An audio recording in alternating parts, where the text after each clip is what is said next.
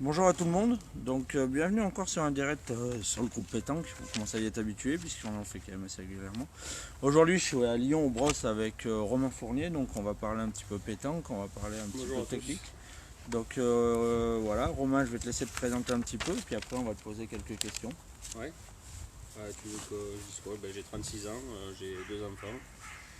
J'habite sur la région lyonnaise depuis maintenant 10 ans. D'accord, très bien. Voilà. Comment t'es venu la passion de la pétanque Romain? Je pense comme beaucoup grâce aux parents. Voilà, grâce à mon père, grâce à mes parents. On était sur les terrains de pétanque dès le plus jeune âge en fait.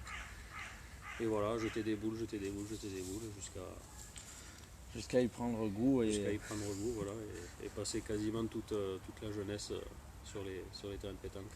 Très bien, très bien. Donc on va parler un petit peu de ton parcours, on va démarrer par où tu as commencé, tu as commencé la pétanque où? J'ai démarré dans le Gers. Voilà. D'accord. Euh, Après, j'avais pas un gros niveau quand j'étais jeune. J'ai fait trois championnats de France. Je sais même pas si je suis sorti une seule fois des poules En France? aux France jeunes. Ouais, j'ai fait un minime, un cadet, un junior. Très bien. Voilà, après, on n'avait pas une grosse équipe, mais bon, voilà. Après, j'ai stoppé un petit peu de 12 à 15 ans, peut-être 16 ans. J'ai beaucoup moins joué. Joué beaucoup plus au foot. D'accord. Voilà, et puis après, je suis retourné un petit peu jouer. J'ai voilà, j'ai plus joué, j'ai réussi à avoir quelques résultats, ce qui m'a permis de sortir un peu plus de mon département. Et voilà, après, grâce à une ou deux victoires, après, ça permet de rencontrer des gens, de jouer avec d'autres personnes et voilà, Continue à progresser. voilà, continuer à Très progresser bien. tout à fait. Donc après, tu as quand même été dévoilé à la grande pétanque quand tu étais dans le Rhône. Tu as joué à Bron, si je ne me trompe pas. C'est pas vraiment. Ouais, à Bron, oui, c'est sûr qu'à Bron, ça m'a fait passer un palier, mais on va dire que déjà, même quand j'étais dans le Gers à 21 ans, je gagnais mon premier national à Montluçon, le grand Montluçon d'avant avec Barber et Spinouz. D'accord. Voilà, ça c'est ma première grosse victoire. Et puis après, ma deuxième grosse victoire, ça a été mis au triplette en 2008. Où là, j'étais pas encore dans le Rhône. Alors, dans le Rhône, je suis arrivé en 2011, je crois. Voilà, après, c'est vrai que dans le Rhône, j'ai eu la chance de jouer avec Christophe qui était au sommet de son art à ce moment-là. On a beaucoup gagné avec Angie. Je me rappelle, vous Et avez c'est fait là que. 4-5 nationaux d'affilée là, avec Sachenage à l'époque qui était un des plus beaux. Ouais, pendant Et la quasiment Verpillière. 2-3 ans, on égrenait pas mal de nationaux. C'est vrai qu'on était dans le coup de beaucoup de nationaux. On jouait tout le temps tous les trois. Il y avait, c'est vrai, une cohésion dans notre équipe qui faisait que ça marchait bien. Après, la cohésion, elle est venue parce qu'aussi on a gagné. Voilà, Bien après, sûr. Tout à fait. voilà. Tout à fait. Donc du coup après, tu es passé à Bron. Maintenant tu es licencié où? Après Bron, je suis parti à Arlan. J'ai fait une année à Arlan pour jouer avec Messon Durk et Dominique Puzaï. Ouais. Voilà, je suis parti de Bron parce que il y a mon fils qui était né. J'avais c'est vrai une belle proposition de contrat à Arlan. Voilà, donc j'en ai discuté avec Christophe et j'ai dit que c'était une proposition difficile à refuser, donc surtout avec la naissance du petit. Donc voilà, je suis parti à Arlan. Après, j'ai eu une belle proposition ce coup-ci d'équipe pour jouer à Draguignan. Donc je suis parti avec Dylan et Robino. Ouais. Malheureusement, la partie n'a pas marché. Voilà, des entames de jeu un peu différentes qui ont fait que ça a duré qu'une année. D'accord. Malgré qu'on ait gagné quand même 3-4 nationaux de l'année. Après, je suis resté à Draguignan pour jouer avec Ludo et Michel. Ouais. Voilà, là, c'est ce qui nous a amené au titre. Je suis resté l'année d'après pour défendre le titre, on a perdu en demi-finale. Et puis Tout après, à je suis fait. revenu sur Lyon, une année au Canu. Et là, j'attaque ma deuxième année à Vaux-en-Velin. D'accord, très bien. Un joli parcours. Ce qu'on va faire, on va parler un petit peu de ton palmarès. Parce que, comme tu l'as dit, bon, le plus beau, c'est le titre de champion de France. On va dire que c'est l'aboutissement de tout joueur pétanque, c'est d'être champion de France. Voilà. J'ai eu la chance de l'être. Après, c'est vrai qu'il y a beaucoup de joueurs de haut niveau qui n'ont pas pu avoir ce maillot parce qu'il il y a beaucoup de choses qui rentrent en jeu. Il faut avoir l'équipe, il faut avoir le niveau Bien sûr. au moment donné, il faut avoir un tirage qui va avec, malgré que nous, quand on a été champion de France, on n'a pas eu un tirage clément. Mais bon, voilà, il y a plein de choses qui font que c'est dur d'avoir ce maillot-là. Ah Après, il n'y a oui. pas que ça. Après, j'ai été champion de France, oui, mais je retiens aussi ma victoire en mi-ou en triplette, mon doublé en tête-à-tête. Tout à fait, on allait en venir. Voilà, j'ai eu la chance d'être dans un club comme Draguignan où j'ai gagné le trophée des villes, on a gagné la Coupe de France. Voilà, j'ai Beau palmarès, voilà. t'as les masters, t'as fait. Je suis 2 ou 3 fois finaliste. Ouais. Très bien. J'ai eu la chance de le gagner. Un des plus beaux palmarès, en sachant que t'es pas très âgé. 36 ans.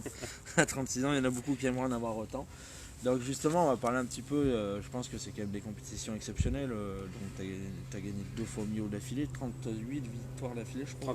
33 victoires d'affilée. Tu as perdu contre Tyson qui était au sommet de son art, parce que cette année-là, il est champion de France aussi. Ouais, quand j'étais au tirage le matin, c'est malheureux, mais je voulais prendre tout le monde sauf lui quasiment. Je l'avais vu jouer la veille, il avait explosé tout le monde au tir. Et c'est vrai que moi, j'aime pas trop jouer contre les tireurs purs en tête à tête. Et c'est vrai que là, il m'a fait une très grosse partie. J'ai quand même fait 9 points. Et avec le jeu qu'il a fait, c'est déjà pas mal. Très bien. On va parler un petit peu des Masters, parce que c'est quand même, je pense, une compétition à part. Ouais. Tu as eu la chance de beaucoup y participer au Masters? Ouais, j'ai dû faire 7 ou 8 saisons. Et c'est vrai que si c'est pas la plus belle compétition qui puisse exister à la pétanque, quoi. Je pense aussi, moi je pense que je le ferai jamais parce que je l'aime pas. je suis plus doué à faire des interviews qu'à jouer au golf, mais bon, ça c'est comme ça. On va parler un petit peu de tes équipes. Avec qui tu joues au Fédéro? Cette année, je devais jouer avec Kevin Malbec et Jo Casal. Bon, très belle équipe. On aurait dû jouer comme ça, mais malheureusement, avec ce oui, qui s'est passé, passé, on a eu une année très compliquée. Voilà, moi j'ai pu faire seulement 2 nationaux cette année. D'ailleurs, le dernier que tu as perdu en finale?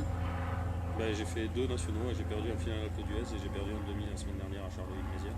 D'accord. Mais voilà, après on va faire un national la semaine prochaine à Bourbon-Lancy avec Joé. D'ailleurs, c'est le seul national qu'on a fait tous les trois depuis qu'on se connaît. On avait perdu un quart l'année dernière.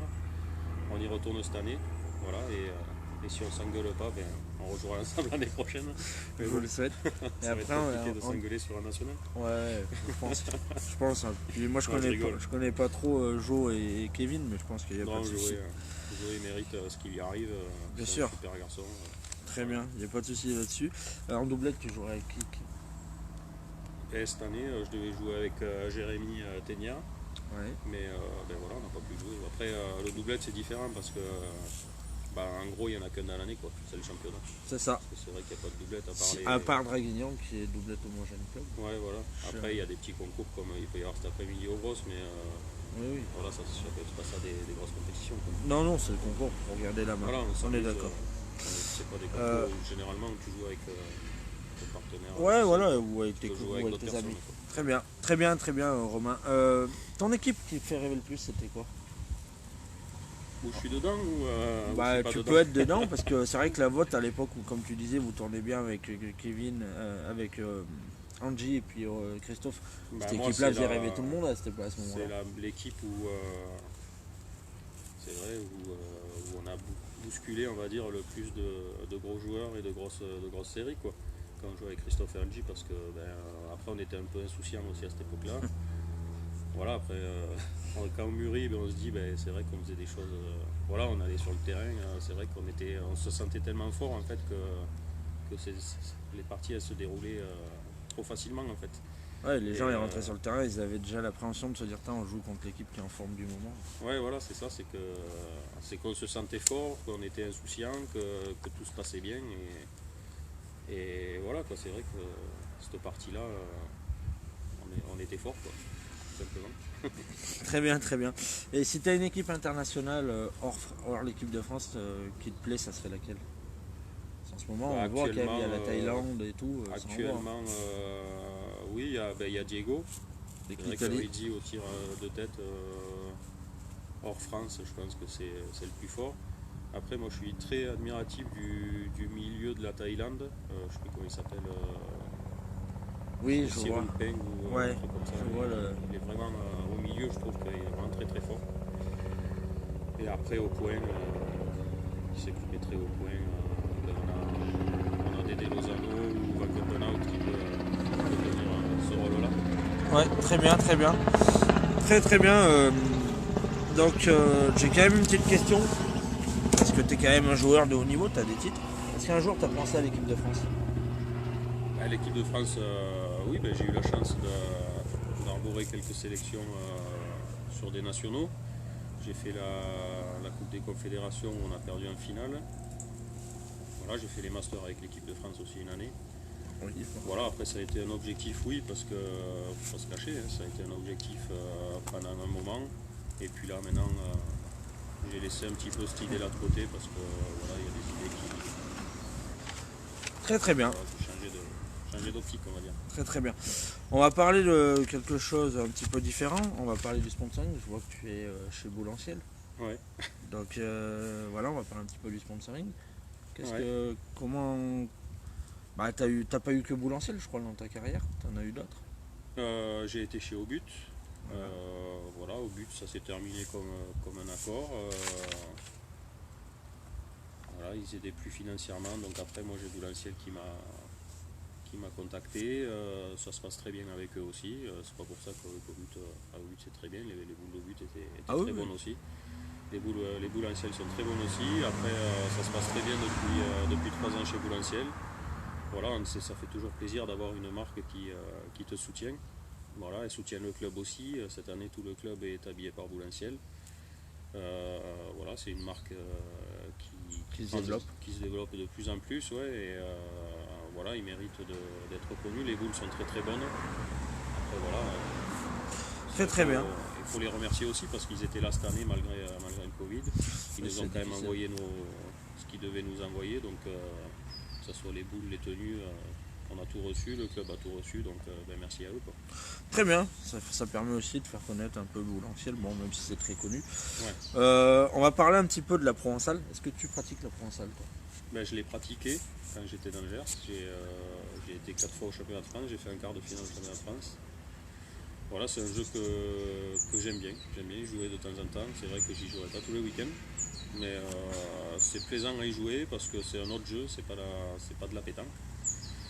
Voilà, après la mentalité dans la provençale, elle est, on va dire qu'elle est meilleure quand même qu'à la pétanque, même si il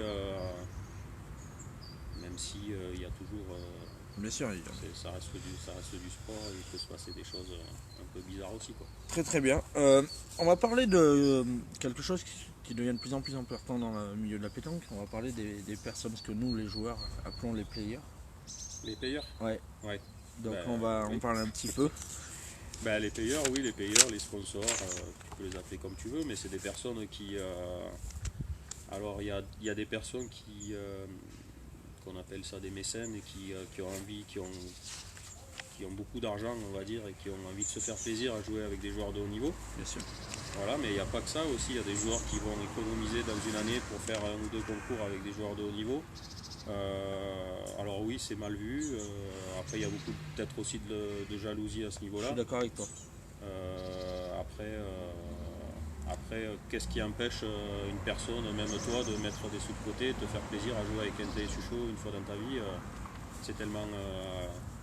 moi, je trouve ça tellement beau de pouvoir jouer avec des personnes comme ça. Je suis d'accord avec toi. Et à ce tarif-là, parce que, bon, on va pas parler de tarif, mais ça reste super abordable. Si tu veux faire un parcours de golf avec Tiger Woods, il va falloir que tu hypothèques ta maison. Là, je pense, ouais. Là, tu peux passer un week-end avec NT et Suchot, partir au restaurant avec eux, et ça te coûtera beaucoup moins cher, et tu auras passé un week-end magnifique, quoi. Je suis d'accord avec toi, parce que moi, on en entend beaucoup parler, mais moi, je suis pour justement ces gens-là, parce que c'est ce qui pousse aussi un petit peu à avoir quand même... des sponsors, comme tu dis, nous on appelle ça des payeurs, mais c'est aussi des sponsors, puisqu'à la sortie c'est quand même quelqu'un qui est sponsoring. Ouais, je sais pas comment on appelle ça, mais après tu as des sponsors, oui, qui ont leur société, donc ils font passer sur leur société, donc voilà. On joue avec leur maillot et ça leur fait de la pub, et nous ça nous fait gagner un peu d'argent.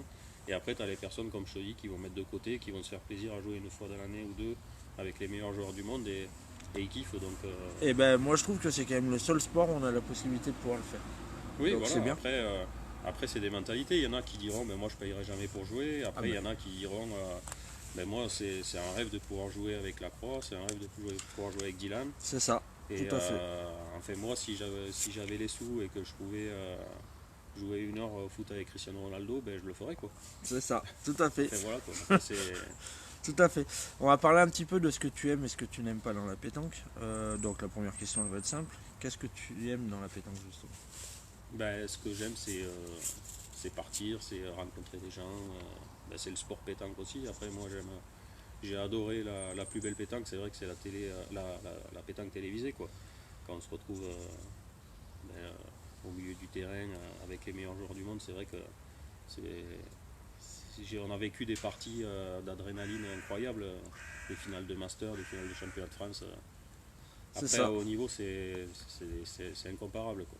Je suis d'accord avec toi. Après, moi, je connais pas le haut niveau parce que j'ai jamais eu la chance de le côtoyer, mais rien que nous, à notre niveau, quand on arrive dans les nationaux, qu'on commence à faire des huitièmes, des quarts, c'est notre adrénaline. On le voit aussi. Pour nous, c'est formidable puisque nous, on est des joueurs à bas niveau. Ouais. Non, mais après, c'est là qu'on voit que ça reste un sport, quoi. Quand on arrive dans des états physiques et psychologiques, Ouais, c'est ça. Tout à fait. que tu peux pas t'en rendre compte quand ça t'arrive, que tu commences à transpirer, là les mêmes watts. Voilà, c'est ces moments-là qu'on recherche aussi, même si le stress c'est compliqué à gérer. C'est ces moments-là qu'on recherche à la pétanque, quoi. Ah, le meilleur pour gérer le stress, c'est Philippe Souchot. Lui, je crois qu'il est imbattable. Ouais, il est spécial. Et du coup, ce que tu n'aimes pas dans la pétanque? Le malheur de la pétanque, je pense que c'est la jalousie. On en a parlé tout à l'heure avec les meilleurs. Voilà, après, la jalousie de ce que les autres peuvent avoir, du niveau que certains peuvent avoir. Après, comment on peut être jaloux de personnes comme Suchot, comme Kenté, comme Dylan. Voilà, c'est des joueurs de haut niveau, il faut accepter que c'est les meilleurs, il faut accepter de faire contre eux. Bien sûr. Voilà, après, moi, je suis pas jaloux qu'ils aient des contrats mirobolants, tant mieux pour eux, c'est des meilleurs joueurs du monde. Donc, mais voilà, la jalousie, je pense qu'à la pétanque, elle est là et elle fait beaucoup de mal, quoi. On est tous d'accord avec toi là-dessus. Tu as une petite anecdote à nous raconter sur toi, la pétanque? Oula, des anecdotes, oui, je vais en avoir plein. Après, qu'est-ce que je peux raconter comme anecdote? J'ai eu la chance de gagner une Mio triplette en m'équipant peut-être 15 jours avant grâce à Maxime Vanel. Voilà, ça c'est peut-être une grosse. Tout ce que j'ai gagné, j'ai l'impression que ça s'est fait peut-être au dernier moment. Je ne vais pas en parler de Montluçon, je ne devais pas y aller.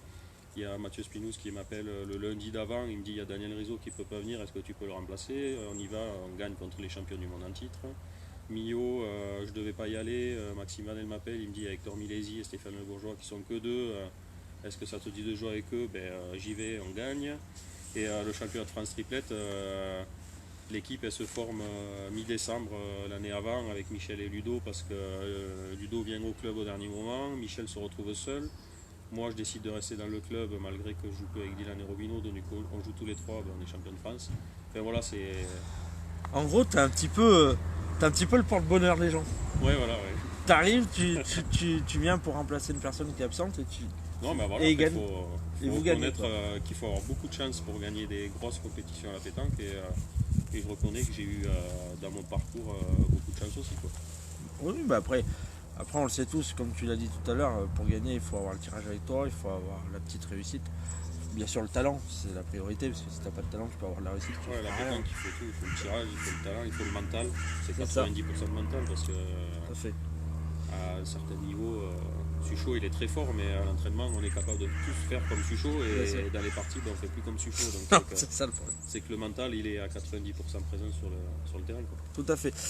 J'ai une petite question, avec qui tu aimes jouer à la pétanque? Avec tout le monde. Moi je suis pas.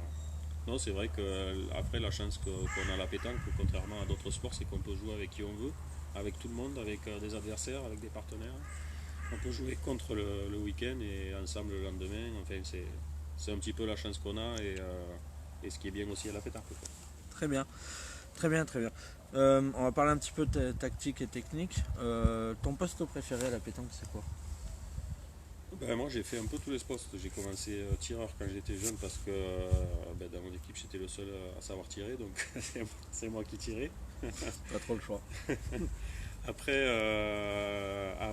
j'ai beaucoup fait le pointeur quand j'ai joué avec Christophe et Angie. Donc c'est un poste qui m'a beaucoup plu. Après il m'a beaucoup plu aussi parce que je jouais peut-être avec le meilleur tireur de France à l'époque qui était Christophe et un des meilleurs milieux qui puisse exister c'était Angie. Donc difficile d'occuper un autre poste avec eux. Puis tu étais considéré comme un des meilleurs envoyeurs de boules de France. Hein. Et puis, ouais, et puis après, je me suis un peu révélé à ce poste-là aussi, ça m'a plu. Voilà, j'ai beaucoup progressé aussi en jouant avec eux. Et, et puis maintenant, je joue de plus en plus milieu. Et je pense que c'est le poste où je me régale le plus finalement. C'est celui où tu as été champion de France. Ben, c'est celui où j'ai gagné Millau à triplette et c'est celui où j'ai gagné, où j'ai été champion de France. Ouais. Très bien, très bien. Euh, Ton style de jeu préféré, tu es plutôt sur la défensif, tu es plutôt à jouer l'attaque à tout va, ou, Mais, ou suivre le jeu comme il doit l'être, ça aussi, ça a beaucoup changé. à cause du jeté de but.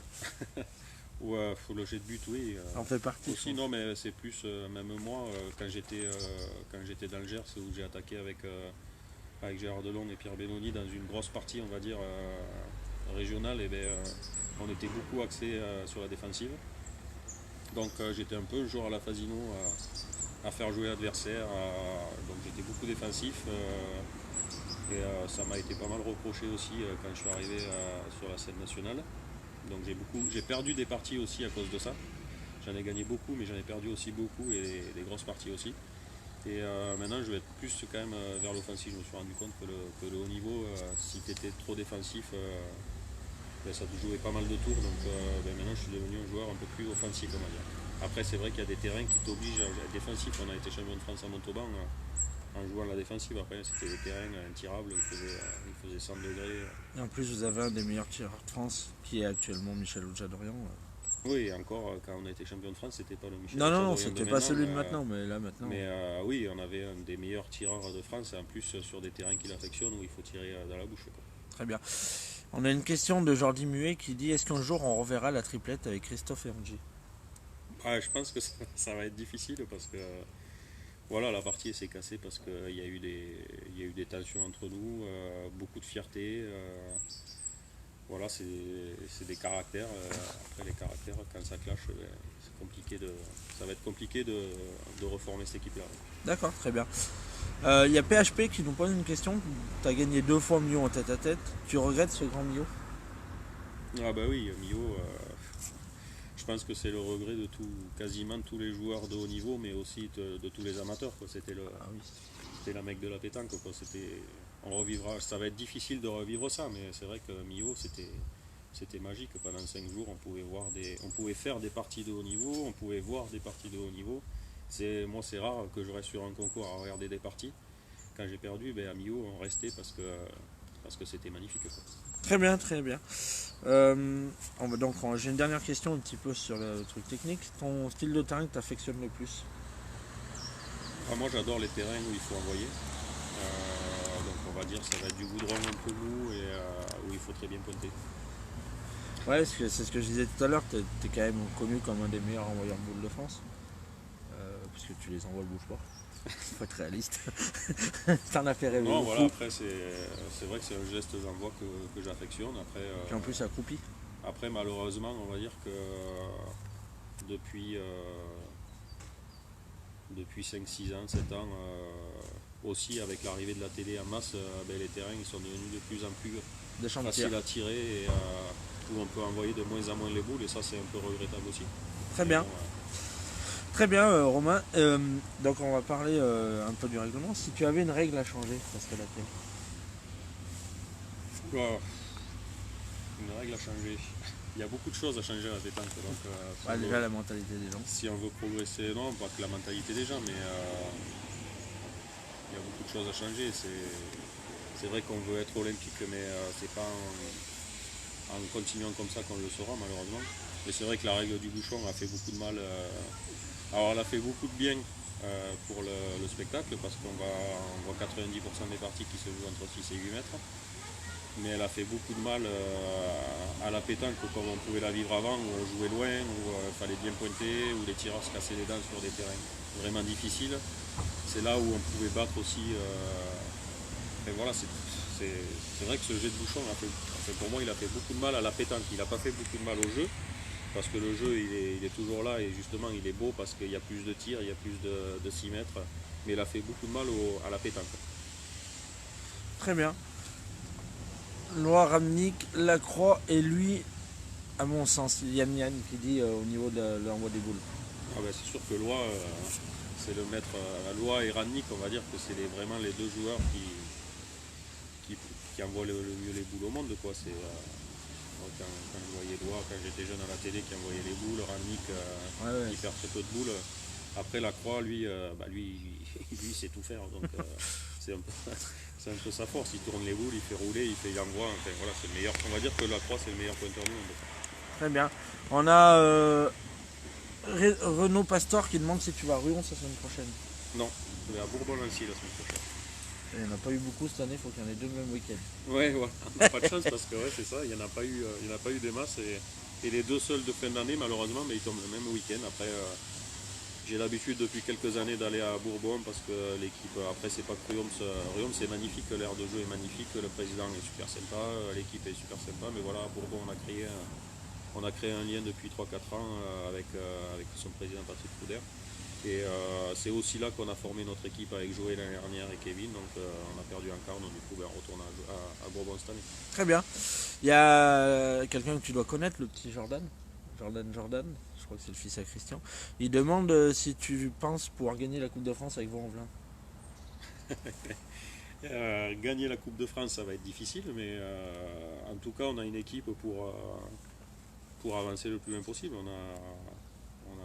C'était le souhait du président Viglione. Après, on a une bonne équipe.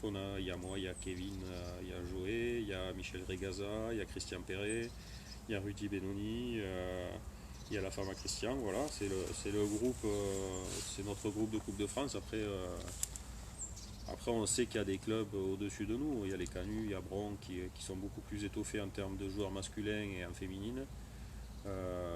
Voilà, comme on a dit tout à l'heure à la pétanque, on va espérer un tirage un peu clément pour essayer d'avancer le plus possible. Et puis, si on prend un de ces clubs majeurs, il faudra à ce moment-là être fort sur le terrain et essayer de les battre.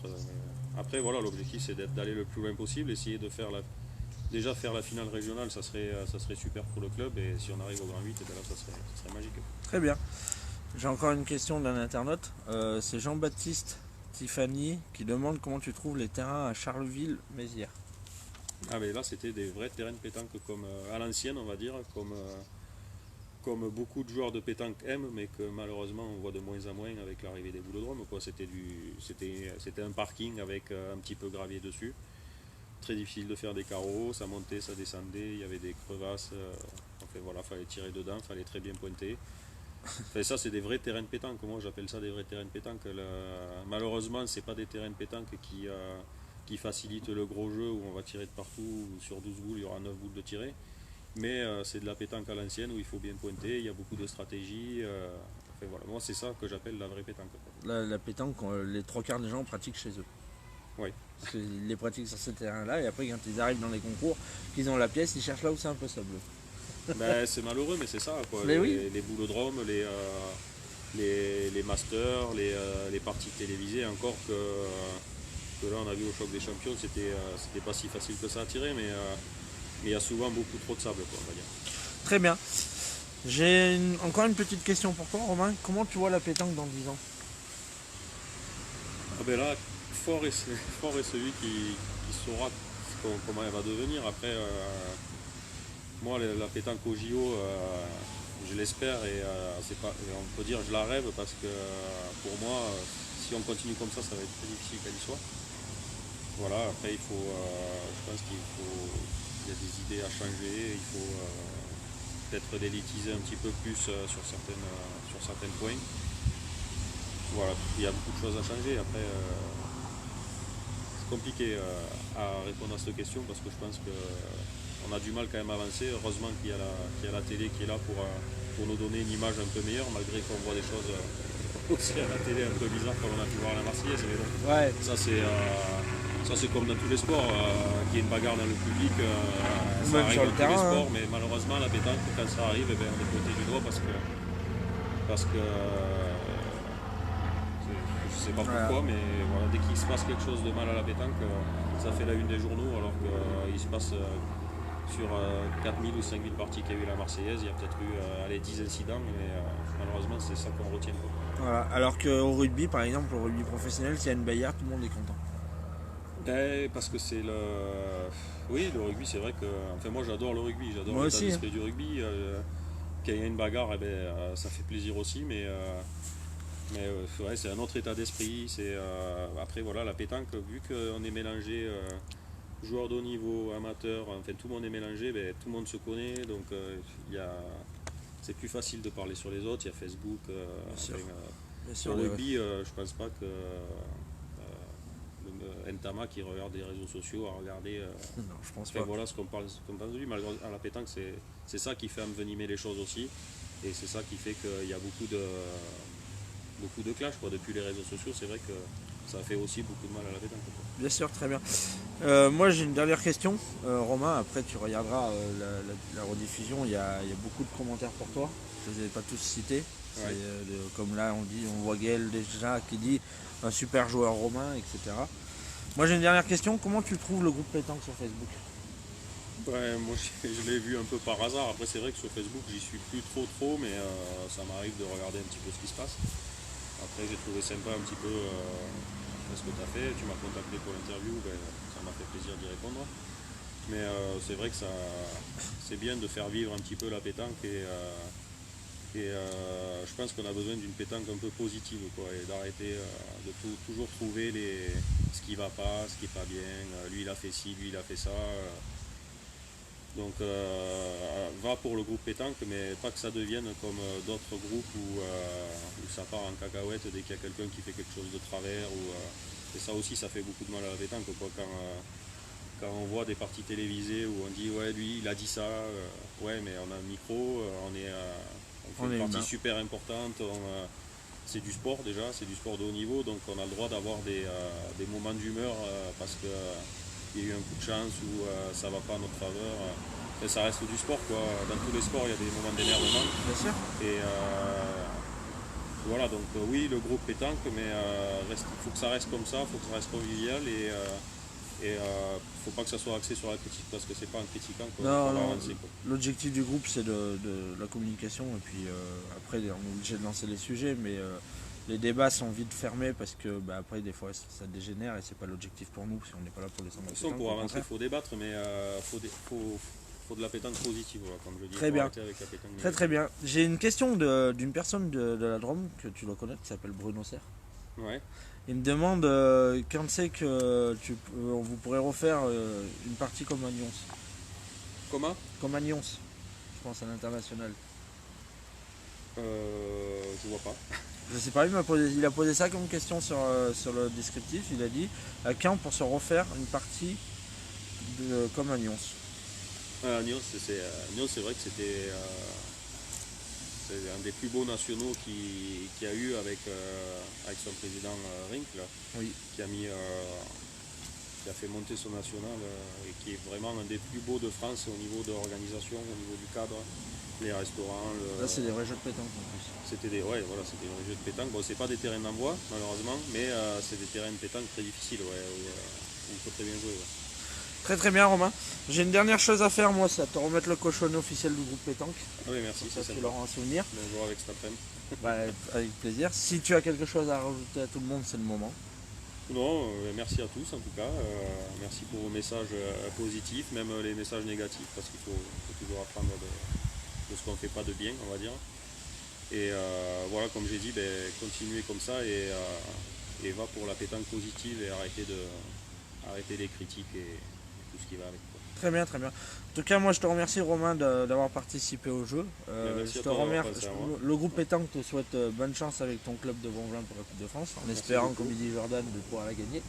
Ouais, et puis on te dit merde pour la semaine prochaine à Bourlon-Lancy.